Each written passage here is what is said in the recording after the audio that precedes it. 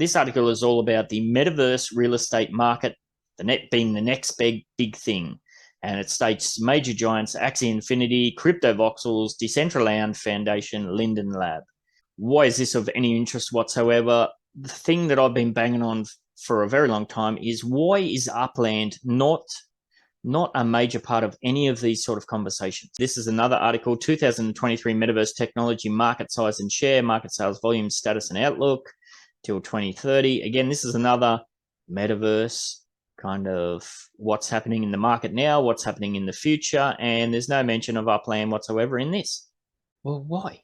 Why is Upland just completely off the radar? My opinion would be is that the others are 3D immersive. You actually end up with a very big link between you and your avatar, which is not the same as a block explorer. Yes, so if somebody assaults your avatar, you actually feel like you've been assaulted to some extent.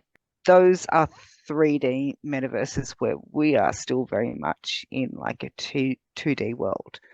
If we slide under the radar, then that, of course, that gives Upland more time to get all of this, functionality, utility, blah, blah, blah, all up and running. It also gives all of us who were in early more time to set up our profiles and this, that, and other thing. But, what are we coming up on 5 years into this thing, and it's still not even being mentioned.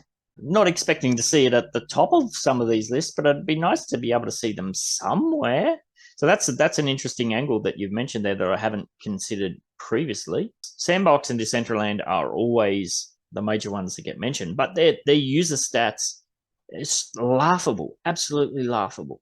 Happy MFR says, I think it gets no press because it's not on Ethereum or Sol. That's long been speculated that that's one of the major reasons. It'd be nice to be able to have a conversation with somebody who at least knows what crypto is about, and them say, yeah, Upland, I've heard about that. What's that all about? Instead of just Upland, what the hell's that? And their eyes roll. So this is an article from November 5th, 2021, when Animoca, the news of that came through. Upland closes $18 million round, funding led by Animoca Brands, and is now valued at $300 million. That's in 2021.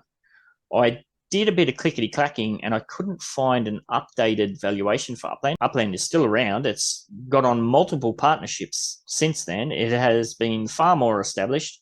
As I said, it's got the best daily active users around. It's got just incredible minting per second stats out there. There's nothing that even comes close.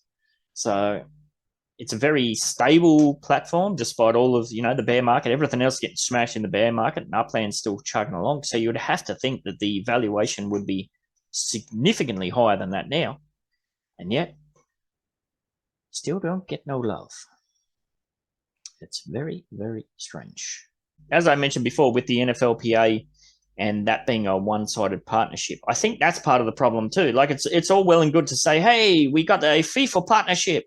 But you go on all of the FIFA websites, there's no mention about Upland. There's not even like a banner thing you click on. There's no FIFA-orientated media news articles. There's nothing. So it's kind of bizarre. We keep getting excited about these new partnerships, but if it's not being pushed by the other partner in the mix, they're basically just selling the same stuff to the existing player base. It would be nice to get a little bit of mainstream traction. So maybe Upland could lean on their partners a bit too. Like, hey, it'd be nice if you put a banner in your bloody website or put an article out there.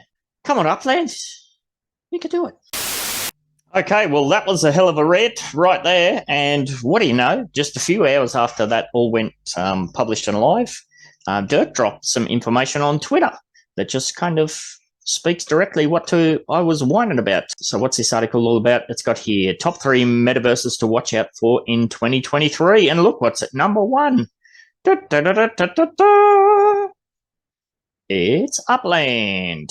And it says, one of the most well-crafted metaverses in existence today is Upland, a virtual ecosystem that allows users to not only own luxury properties and participate in various location-centric experiences, but also dabble in real-world trades and negotiations.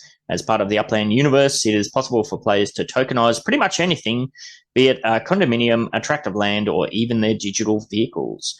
That all sounds pretty good. Goes on to say, thanks to its plethora of features, Upland has been able to garner more than 3 million users and nearly 300,000 unique landowners, a number that is more than 5x of its closest rivals such as Sandbox, Decentraland, and the other side combined. Goes on to say who have purchased, meaning the Upland community purchased 5+ million land NFTs. Lastly, Upland's NFT to USD program has allowed players to earn over $1.8 million US dollars. That was quite a while ago, that figure was put out there, so I think we'd be well and truly over that by now, simply by trading properties within the ecosystem. Lastly, and this is the biggest feature of all, I think, it bears mentioning that the project is accessible via a host of different avenues such as Android, iOS, or various web browsers, something that many of its aforementioned contemporaries cannot boast about. Number 2, Decentraland, and number 3, the Sandbox. So there you have it. Upland is getting a bit of shine after all. Let's hope that's just the first sign of many great articles and things to come. Later.